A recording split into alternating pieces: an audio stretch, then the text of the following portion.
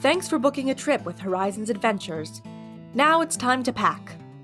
There are a few points we would like you to keep in mind during your packing process. Firstly, you're going for a short time and spending most of the time outside. You don't need a lot of clothes. Here's the breakdown to keep in mind. You will want clothes for paddling, around the campsite, and sleeping. Paddling clothes should be light layers that are quick to dry and provide sun protection. Don't forget a hat, sunglasses, and shoes that you won't mind getting wet. Clothes for the campsite should be comfortable layers on the warmer side for evenings. A pair of dry shoes goes a long way when it comes to comfort on the campsite.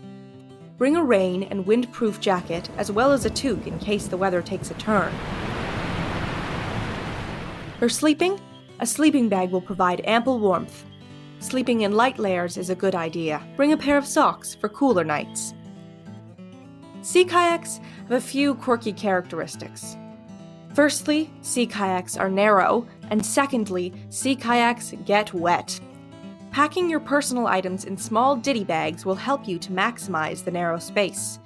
We recommend 10 to 15 liter dry bags, one for your evening/warm clothes, another for your paddling/day clothes. Your sleeping bag is something you definitely want in a dry bag.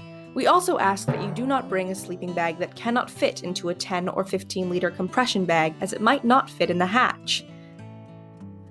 If you do not own or wish to purchase these items on your own, Horizons Adventures has some sleeping bags and sleeping pads available for low rental cost. We hope you found this video to be helpful. Please do not hesitate to email or call with any additional questions.